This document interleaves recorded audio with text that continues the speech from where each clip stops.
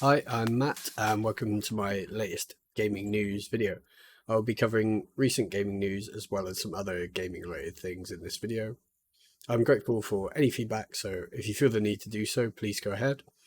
I'll now be getting into some gaming news from the past week or so. The first bit of news is quite interesting to me actually, as I loved the King Kong movie game, which released in 2005, I believe, towards the end of 2005 for the PS2, PC, and that generation of consoles, as well as the Xbox 360. And the movie it's based upon is one of my favorite movies ever. I really love that movie. So when I heard there was a new King Kong game, I was briefly hopeful until I watched the trailer for the upcoming game Skull Island: Rise of Kong. It doesn't look to be anything like that original game. Sadly, it doesn't look uh, really too good to me. Like some people are commenting, it kind of feels like has some Golem vibes, which isn't great, obviously. And for some reason, I also get a bit of, I don't know why, maybe it's a bit too different, but Life of Black Tiger feels to it. I don't know why, but that's not a good thing. Maybe I'm completely wrong though, but yeah, this does look quite concerning. I think some people wouldn't be surprised to hear this is a mobile game, but it is not. It is releasing on current and last gen consoles and PC, as well as the Switch, I believe, in the autumn, so later this year. Graphically, it looks pretty rough, I have to say. I think I'd prefer a more realistic graphical approach like the old game. But if they went down a more stylized path, that could likely work. With the use of cel shaded graphics, I think the environments and animals of Skull Island could look really good. But yeah, this upcoming game uh, has a more cartoony kind of style and color palette, but it just doesn't look right to me. I don't feel it looks too grey. I'm not that keen on the look of it. But I really loved the King Kong PS2 game, which is where I originally played that game. And I actually played through it again about 4 or 5 months ago on the Xbox 360, and it still holds up pretty well to me, actually. So if they remade that game, or a new game based on Skull Island was made with maybe a similar feel and a more realistic and gritty look, I think that could be really great. Keep the sort of dark and like foreboding atmosphere that was ever present in the King Kong movie game.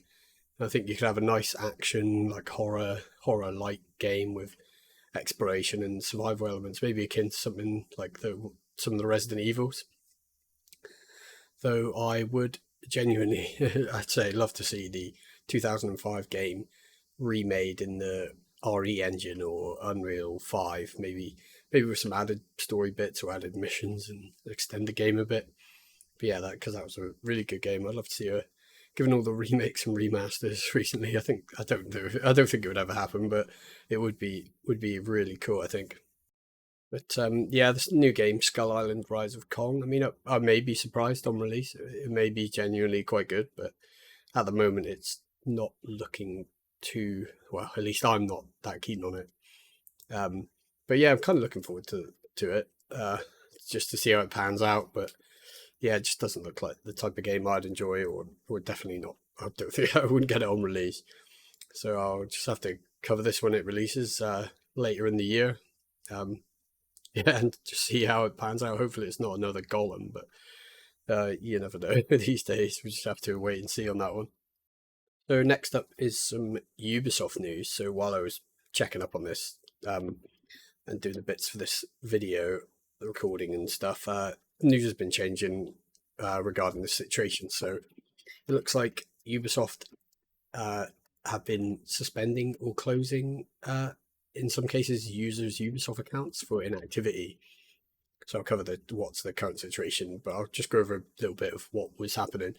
So yeah, it sounded quite concerning in the beginning, and there were a few, or are a few, emails floating around of Ubisoft saying that a suspended account will then get deleted. One email read, quote, "We noticed that you have not been using your Ubisoft account associated with the redacted email for obvious reasons. we have temporarily suspended your inactive Ubisoft account and we'll be closing it permanently in 30 days in accordance with our terms of service. If you wish to keep your Ubisoft account, you can cancel its closure by clicking on the cancel button below. I did actually check my emails and I've not received one from Ubisoft anytime recently. But yeah, there have also been users reporting losing access to all their Ubisoft games, including games which were bought through Steam as well. And Ubisoft have responded to this saying that you can send a support ticket to recover your account. So I would try that if this has happened to you. And Ubisoft has also said it won't suspend or terminate accounts that have been inactive for less than 4 years. But yeah, this was, I was going to do a bit of a longer bit on this, but Ubisoft has released a sort of definitive statement on this regarding the situation. So in this, they have said, quote, accounts that include purchased PC games are not eligible for deletion, end quote. This was the most important line from what they said, for me anyway. So there was a few other things, but I think that's the main the main one. So yeah, I think this is generally reassuring. It assures me somewhat, but if you do have any issues accessing your games, definitely contact Ubisoft support and create a ticket.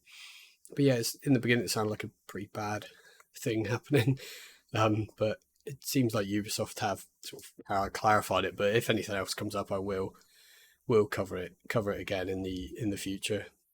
And next up, a bit more of Ubisoft, a bit shorter news, but more new Ubisoft news. So apparently a sequel to Immortals Fenyx Rising has been cancelled. So it looks like higher ups at Ubisoft seemingly made this decision as they had doubts about the Immortals franchise's potential future success. It looks like Ubisoft Quebec was working on the sequel and it was in the early stages of development as far as people can tell.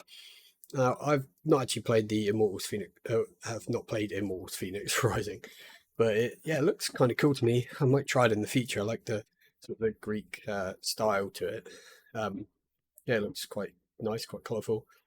But yeah, it did seem like the game received a fairly positive reviews, although it wasn't as I guess expectedly wasn't as popular as other Ubisoft franchises, like the Assassin's Creed franchise. So, yeah, there's like doubts around the future potential of the Immortals franchise, and Ubisoft wanting to focus more on its established franchises has, I guess, led to this decision being made.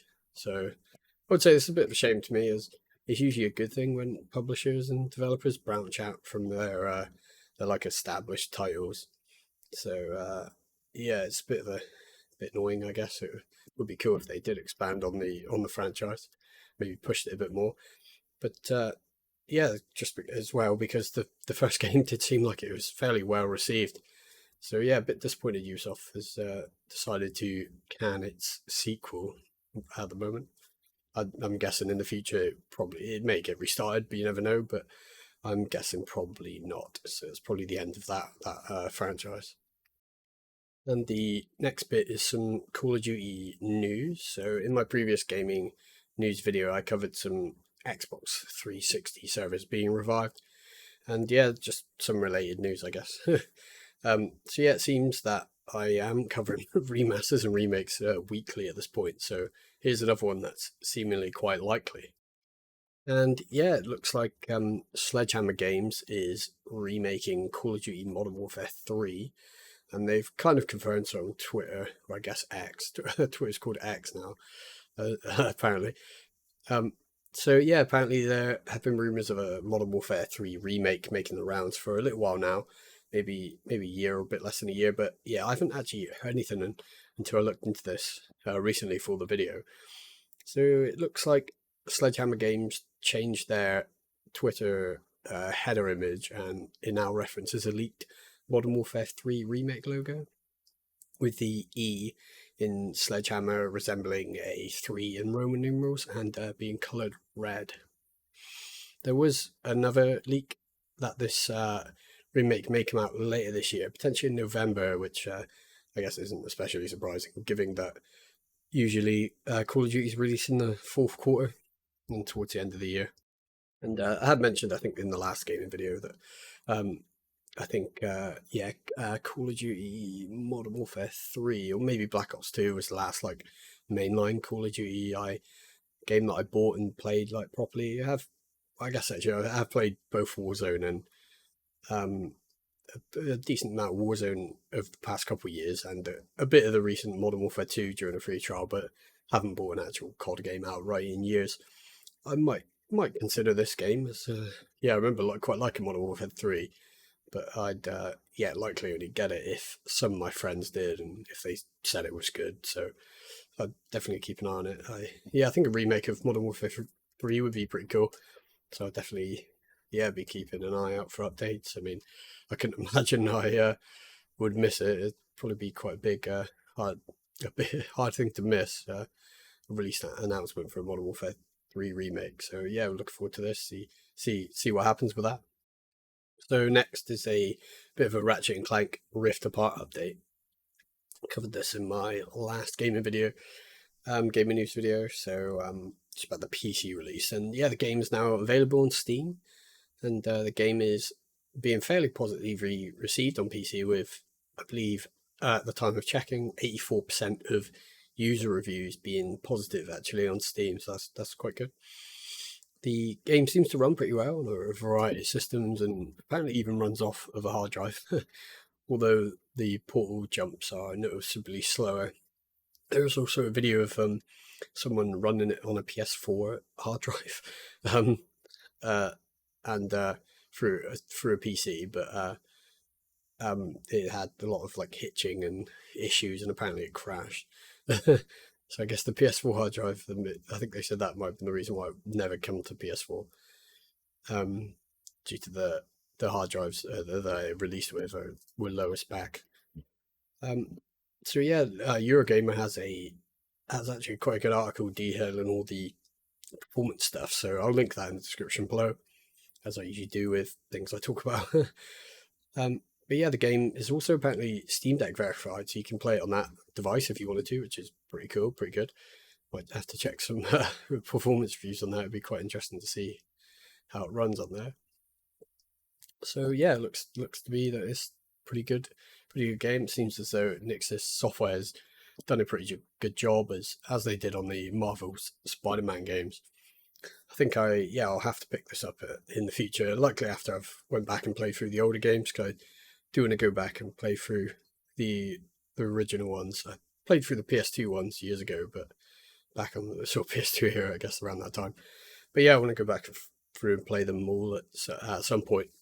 So maybe do videos on them. But see. But yeah, this one seems pretty good. The new one for on Steam for PC. Bit of another game update now. So this is Remnant 2. So I covered this game in the new and upcoming section of my previous gaming news video, and the game apparently at one point this week climbed to the top of Steam's best-selling games list, so edging out Baldur's Gate 3 and Starfield at one point. I did check today at the time of recording this, and it was back below, I think, Baldur's Gate. But yes, that's a bit of interesting additional news. But the game released on the 25th of July, so a few days ago, and has been getting pretty positive reviews on Steam. When I checked, I think it was 83% of Steam user reviews were positive. So yeah, I'd say that's pretty decent, especially especially given how some other AAA and AA games have turned out the past few months. But yeah, PC Gamer gave it an 84 on Metacritic. It's receiving fairly positive reviews too. Critic reviews are giving it a Metascore of 79 and 80 on the PS5 and PC respectively. Though from what I could tell, user reviews were slightly lower than that when I checked. So yeah, I'm guessing if you like the first game, then you will likely enjoy the sequel. Yes, looking like it's pretty decent. I haven't played either of the Remnant games, but yeah, might try them in the future. Probably start with the first one, go through that someday. Now I will move in some bit of a lengthier section. So Armored Core 6 had a gameplay showcase, and I'll link the video to that in the description, but you can likely find it easily on YouTube. So yeah, Armored Core 6 gameplay showcase. It was this week, and it is, yeah, looking pretty cool. They started with some brief details of the story and why you're on this certain planet. I think it's called Rubicon 3. Yeah, which was actually appreciated because I hadn't looked into the story of it before. So they've done a little bit on that, which is good. Then the video moved into some of the base sort of combat mechanics, which, yeah, all looked pretty good. Doing some fights with some other, like, armored cores, I guess they're called. So yeah, after that a little bit, there was a brief section on customizing your armored core, which, yeah, it does look quite detailed. So I'm glad of that. Seems to be a good amount of design and customization options, but they didn't go into too much. Mostly just the weapons and core customization stuff. So customization is definitely something I think is a big bonus. So I'm looking forward to customizing like my armored core and test it out when I eventually play the game. They did mention in one of the earlier gameplay segments that you can, quote, overwhelm enemies with up to 4 weapons simultaneously equipped to each arm and shoulder, end quote. So it sounds like there will be, yeah, a good amount of weapons and variety and weapon customization, which, yeah, is great.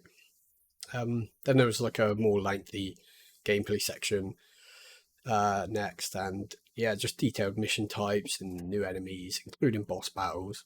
A couple boss battles they showed, and yeah, these did look rather rather impressive. Impressive, I have to say. Scope and scale of the game seems pretty big. The varied environments and locations, yeah, they look pretty great. Mission and enemy variety seems good too. I mean, it looks like there'll be a fair amount of things to do in this game, and you'll, yeah, likely be spending a lot of time immersed in sort of the world and the planet and moving about the world, I would imagine. And graphically and like aesthetically, the game is looking pretty cool. I feel like the fairly dim and dark color palette sort of complements the game pretty well. It looks, yeah, it fits. It's quite fitting. I wouldn't say the game graphically looks like groundbreaking from, yeah, like a graphical fidelity standpoint, but I don't feel it needs to. It does look great the way it is. But yeah, from what I've gathered, sort of researching and looking at this, I couldn't find any guarantees. But maybe I was just looking in the wrong place. But looks like the game will be using the same or a similar engine as Elden Ring, but with a few tweaks. I kind of felt that in some ways, like graphical fidelity wise, it has like an Elden Ring look to it. So it's no surprise to me there. So yeah, I'm guessing just like Elden Ring, it should run pretty well on modern PCs. Um, I don't really know of too many issues. Maybe in the beginning, Elden Ring had some issues on some PCs, but I think generally it's fine now. It's a pretty well. It runs pretty well the game. Yeah, yeah. My sort of, I don't really have much of a history with the Armored Core games. I vaguely remember playing one of the Armored Core games when I was a kid. It was on the PS2, but I can't remember which game it was actually. I do remember finding it difficult at the time. I think I may have borrowed or rented the game. But yeah, I might have to go back and play some of the older ones, maybe the PS2 ones and the PS3 or Xbox 360 era games, just to yeah get want to just go over them and go through them and get a feel of what the old ones were like. So this new one has definitely been a long time coming. I was looking into a bit of the time frames of the old ones, and the last entry in the series was back in 2013. And yeah, I think I'm definitely going to play this. I won't be pre-ordering it. I wouldn't have thought so, but I will just wait for release and probably watch some reviews. But yeah, given From Software's track record, I'm fairly certain this will be a good game. All the games I've played so far, I've loved. The Dark Souls games and Sekiro. They're some of my favorite games ever. So yeah, I'm looking forward to this one. Just have to yeah, wait to release and see how it turns out. Hopefully good. Yeah, I'm not worried about the game. It's yeah, it looks good so far. So yeah, definitely check back on this one during if any more gameplay stuff comes out, or probably next time is around release. So next up is actually some CD Projekt Red news. So as you likely know, CD Projekt Red published and developed the Witcher games as well as Cyberpunk 2077, and they've made the decision to lay off around 9% of their total workforce. They have made this decision as they feel their studio is overstaffed, too overstaffed. So CD Projekt Red have said that they had told employees about these plans well in advance, and that affected employees will receive severance packages. I have to say I'm fairly surprised at this, as I would have thought they would want like as many people working on their upcoming games as possible, especially considering that they are working on a bunch of upcoming games, including the fourth Witcher game and I believe a remake of the first game, among other game projects, and game projects like the Cyberpunk expansion for Phantom Liberty as well, which is coming out in a couple of months. So yeah, the decision to lay off these employees came after, as I mentioned, the studio came to the conclusion that they were overstaffed, and because of this, I think it's around 100 people will be losing their jobs. So let's hope these employees land on their feet and find new employment within the gaming industry or wherever they decide to go. The next couple bits are Xbox related news. So in the latest Microsoft earnings report, it details that sales of Xbox consoles had dropped by 13% in the last quarter, although revenue from their gaming division has grown by 1%. And they said this was primarily because of Xbox content and services. And I think they said these content and services were detailed as being third party content and Xbox Game Pass. So yeah, although interestingly, Xbox did set a new record for monthly active users of Game Pass, and apparently hours played on Game Pass is up 22% year over year. So Xbox, yeah, I think I mentioned this maybe previously, I can't quite remember, but Xbox had a bit of a rough year, and Microsoft had reported similar gloomy results during their previous financial quarter. I think I mentioned as well in a previous news video that the PlayStation 5 consoles had more sales than their Xbox counterparts, so this isn't too shocking, I guess. And I do have, I've mentioned this a number of times, but I have an Xbox Series S and subscribe to Game Pass currently, but more recently I am mostly playing stuff on my PC, including through the Xbox PC app in the case with Exo Primal. I do like to actually jump on my Xbox Series S and play through games sometimes.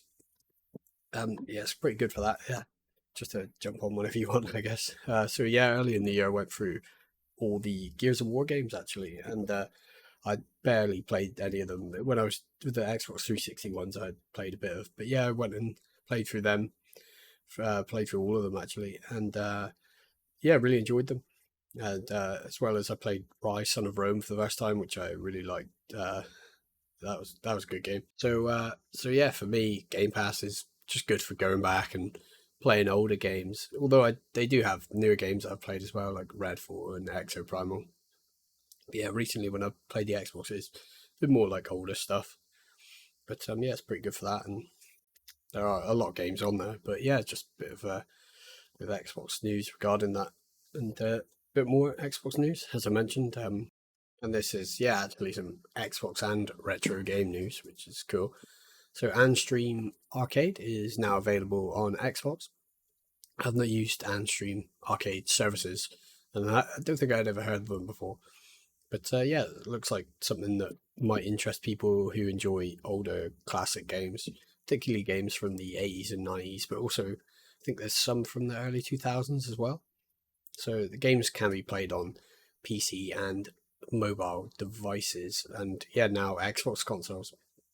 Just thought I'd cover this as I've not heard of it before, and it's just all of a sudden come to Xbox consoles, specifically the Xbox Series consoles as well as the Xbox One consoles. And yeah, it does look actually like Xbox boss Phil Spencer also had a hand in this service coming to Xbox. And Phil, I think he has expressed in the past and more recently a sort of love of game preservation. So that's really cool. So by the looks of it, currently there are 1,470 games available through the service, including games from the Amiga, Commodore 64, Sega Mega Drive, SNES, ZX Spectrum, as well as some arcade games. I checked the site. There are also some games available for other sites like the PlayStation 1, but not many. The PS1 only has, I think, from what I could tell, 2 games for that system that are available. I think 40 Winks was one of them. So yeah, that's interesting, but it'd be cool if they added more. But yeah, I haven't really played many games from the 80s and early 90s consoles. But yeah, if you're into games from that time, maybe take a look at their site and see what you think. The Anstream Arcade service it's a subscription-based service and costs £30 or $30 for a year, I believe, or you can buy a lifetime pass for £80 or $80. One caveat though, the games are streamed to your device, so if you're not into that or don't have a fast enough connection, maybe look somewhere else for these games. But yeah, just thought that was a bit of interesting news, and yeah, check that out if it's something you might think you want to try. And that's all the sort of main news stuff for the for this video. I'll move into some new and upcoming games now. There are, I think, 6 that I'll be covering in the new and upcoming game section now. So, first one is Rise of the Triad Ludicrous Edition. Some of you may know this game already, but this is a remaster of the Rise of the Triad, the original game, which is a classic FPS shooter that came out in 1995, I believe. I've heard mixed things about the original game, but I've never played it. I have watched a couple of videos on it though. It seems alright, but it's sort of got mixed reviews, I think, at the time. But yeah, there seems these days it is a bit mixed, bit of a notorious game and a bit of a cult classic to some. So, but yeah, I'm glad it's getting the remaster treatment, though you can still get the original on Steam and GOG on GOG. There was actually a 2013 reboot of this game sort of series, I guess. But yeah, I think that at the time and still that got fairly mixed reviews. On Steam, it's still available. The 2013 one, it sits at 66% when I checked of recent reviews being positive, so I guess not the worst. But this remaster looks like it will stay true to the original from what I saw. I guess that's good or bad depending on if you like the game, like the original game. But yeah, Rise of the Triad Ludicrous Edition is releasing on the 31st of July for PC as well as current and last-gen consoles as well. Next is a game called Thronefall, which is a minimalist tower defense strategy game. Yeah, this game is actually a really cool, unique art style. I like the use of color and contrast that the developers have sort of decided upon for this game. It's a really interesting looking game. If you're into unique looking games, this might be one to take a look at, definitely. The tower defense gameplay looks good and the art style really complements it, actually. It's complements it quite well. So yeah, if you like tower defense games, yeah, definitely check this out. I haven't played many tower defense games, at least not in quite a few years. But maybe when it releases out of early access, may pick it up. But yeah, don't usually include many early access games in these videos, but I did just want to make an exception and include this because it looked pretty good. But for Thronefall will be releasing into early access on Steam on the 2nd of August. I think I could see it releasing on other platforms later, but I'm guessing this isn't likely until the full release, whenever that will be. But moving on, the next game is Ninja or Die: Shadow of the Sun. So this game is a retro 2D ultra fast like roguelike game, and that is inspired by Japanese folklore, so that's cool. The game looks pretty nice, and there seems to be a lot going on screen with this game, and the pixel art stands out quite nicely as well, actually, and is really vibrant and contrasting as well as very detailed. It's quite nice looking. I can imagine people are into that old 2D retro pixely art games. Yeah, they would quite like it. So it seems quite fast paced and very action packed. It looks pretty hard too. So if you like difficult old school 2D platformers, maybe check this one out. I haven't played many, but this one definitely piques my interest. And the game is Ninja or Die: Shadow of the Sun, and it's released on PC as well as Nintendo Switch by the looks on the 2nd of August. The game Canvas of, well, I'll get into that, but Canvas of Kings is next. It is a minimalist map making tool, so I guess it isn't strictly a game, but a tool that could aim in game making, I guess. So another early access release, but another one I wanted to sort of spotlight. I quite like the look of this, and I have to pick it up actually.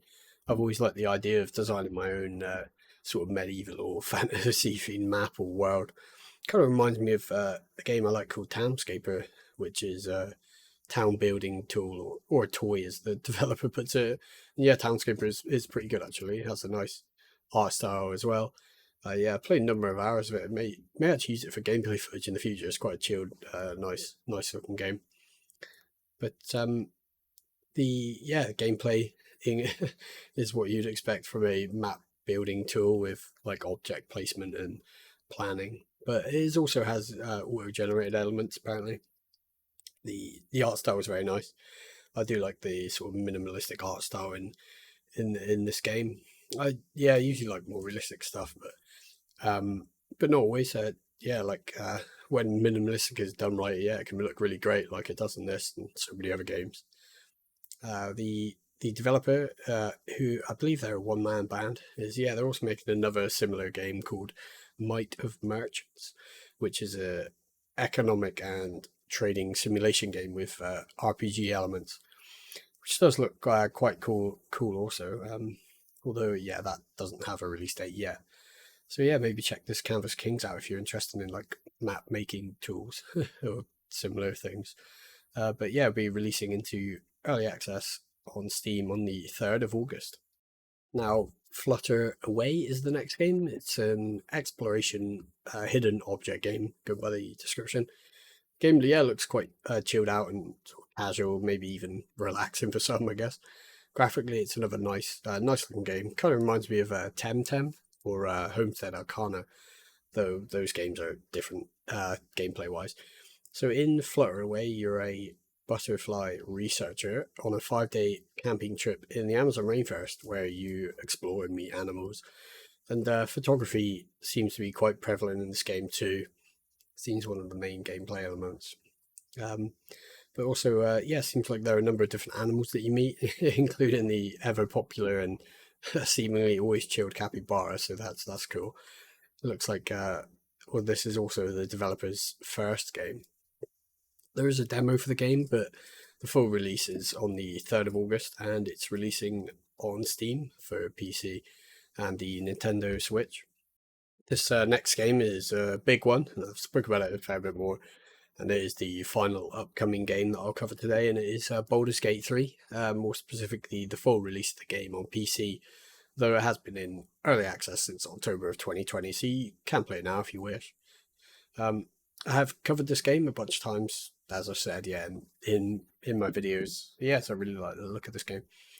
There are a load of like customization options, which is I've said this plenty of times, big positive for me. Customization options and the different ways you can play the game, and it's another big positive. Seems like there's so much to do and like so much content to experience. I haven't really played many classic RPGs, so this may be my first sort of foray into these sort of seemingly enormous games. I do plan on playing other CRPGs like the Divinity and Pillars of Eternity games as well at some point. But I think Baldur's Gate 3 might be a good entry into this sort of genre of games, and the early access version is currently getting great reviews on Steam with 94% of recent user reviews being positive. So that's a great sign. I will be waiting until it's full release before I make a decision to get it on PC, and I'll probably finish things up in the games I'm currently playing too. I'm a little concerned actually the game may consume me and push aside any other games I'm playing, though I can't say that's a bad thing if I enjoy it that much, I guess. But I'll definitely be watching reviews upon its release. I'm looking forward to that. Can't wait to see some of my favourite YouTubers do big sort of reviews on it, or although I would imagine it probably might come a bit after release, given how the scope of the game. But Baldur's Gate 3 will be releasing for PC on Steam and GOG on the 3rd of August. There's also a PS5 release planned for the 6th of September, and an Xbox Series X and S release is actually still in development, but the developers, Larian, have said they're having issues with the Xbox Series S port, so this might be, probably not going to be coming anytime soon. But yeah, 3rd of August for the PC. So that's the new and upcoming game section done, and move on to the game sort of deals and sales section. So currently on Steam, there are a number of stealth games discounted. This is for the Steam Stealth Fest. So we'll go over my picks from these deals now. So these deals should be running until the 31st of August. And the ones I'll be speaking about today are running to the end of it, so that's good. And the first up is Origami and its sequel Origami 2. These games are third-person stealth games where you play an undead assassin. The games have definite ninja or shinobi, like in Sengoku era Japan vibes, and their art style and aesthetics are really nice. Both are really great looking games. I haven't actually played either of them, but I thought I'd include them as they both have very positive reviews on Steam. And I do plan on playing them in the future. The second game is on Game Pass if you wanted to play it there. For some reason, the first one isn't. But Origami, so the original game is 85% off, and Origami 2 is 60% off during the Steam Stealth Fest. And another ninja themed game next. This one is Mark of the Ninja Remastered. So this is a 2D stealth platformer game, and yeah, I've played it, and actually, the game I've actually played, and yeah, it's very good game. You do the usual sort of ninja stuff as you would expect, but this game has a sort of contemporary setting, I guess, as opposed to like a historical one. The game was developed by Clay Entertainment, who have made a number of other well-received games. And yeah, the sale is actually for the remastered version. I played the original, which I don't think is purchasable anymore. If you have the original, you can buy an upgrade to the remaster, which is a bit cheaper than this remaster deal. But if you want to buy the game and have never purchased it before, it's actually Mark Ninja Remastered, so is on sale for 60% off for the duration of the Steam Stealth Fest, which lasts until the 31st of July. And next up are the Sniper Elite games. These are stealth shooter games set in various periods and locations during and throughout World War II. I've played the second game, but not any of the newer ones or the original game. I liked the second game. Yeah, it was quite a good game actually. So if you're interested in these sort of like snipers or World War II games, yeah, check them out. You can get 4 of the games in a bundle, the Sniper Elite Complete Pack. This includes all the games bar the latest game. Unsure why it's called the Complete Pack when it's missing Sniper Elite 5. But Sniper Elite 5 is on deal separately at 66% off. The Complete Pack is 86% off though. And yeah, if you just want the individual games from it, then each one is actually discounted. The first and second games are 75% off, and the number 3 and 4 are 90% off. And now some classic games actually. The Thief games are on sale, including the original retro classics, Thief Gold and Thief 2 The Metal Age, and also Thief Deadly Shadows, as well as the newest game, which is just titled Thief 2013, I guess. I do have actually have owned copies of these games, including all 4 of them, including the newest one. The only one I have played through or played mostly through is, I don't think I completed it, but is Thief Deadly Shadows. But that was a while ago. That was years ago, and I know it had sort of the most mixed reception of the older games, but I do like it. And the original 2 games are they're true classic like PC games. So if you like classic late 90s, early 2000s PC games, definitely check those out. I plan to play through them someday and maybe do videos on them. I got them recently after watching retro reviews on both games by Mandalore Gaming. Go check his reviews out. Actually, he does great retro and modern game reviews, and his reviews of the Thief games, they're really amazing reviews actually. But these Thief games, they can be bought in a bundle, which is 88% off, or individually bought for 85 to 89% off. Finally is Hitman 3 or Hitman World of Assassination, which is the bundle.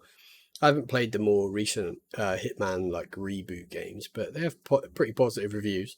Very positive actually. I've played all of the classic games from the original Hitman Codename 47 to Absolution. Some of my favorite games actually. They're really good. I think my personal favorite is probably Hitman 2 Silent Assassin, which I originally played on the PS2, but played again a number of times on Steam.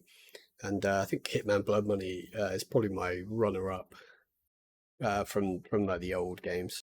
But yeah, sadly, those old games aren't on sale at the moment. I have no idea why not, because they are amazing stealth games. So there's emphasis on stealth. This is meant to be the Steam Stealth Fest. Like, how can you not include the classic Hitman games? But I'm guessing this is up to the developer or publisher, IO Interactive. But the World of Assassination bundle includes the newest games in the rebooted trilogy, so Hitman 1, 2, and 3, which from what I've heard are very good games. Yeah, I'd like to play them at some point. The bundle is 50% off during the stealth game sale. I don't think you can buy these games separately anymore. So I think the only way, unless maybe you got a disc copy on like consoles or something, I guess the only way to get them now is to buy the actual bundle, the World of Assassination bundle. So yeah, these are were my stealth game picks. So yeah, check them out. Steam Stealth Fest will last until the 31st of June. And yeah, that's all the deals. Before I end or get to the outro, sort of another video spotlight actually this week, and this is a video by Radical Reggie, which is a YouTuber. He's pretty cool. I've watched a number of his videos.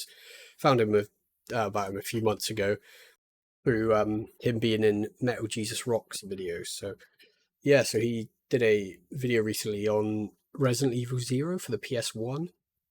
So yeah, that's quite an interesting video. I won't spoil too much of it. It's quite a cool watch. So yeah, go check that out. I'll link that in the description. Yes, Radical Reggie, his video on Resident Evil 0 being sort of, I guess, ported in the disc copy for the PS1. So yeah, that's pretty cool. And yeah, that's basically come to the end of the video. So yeah, all the game coverage from me today. I will be publishing a tech news video tomorrow. So yeah, check back for that if you're interested. As always, feedback is appreciated. So go ahead and like or dislike and leave a comment. If you enjoy my videos and commentary, feel free to subscribe. Thank you for watching, and I'll be back again soon.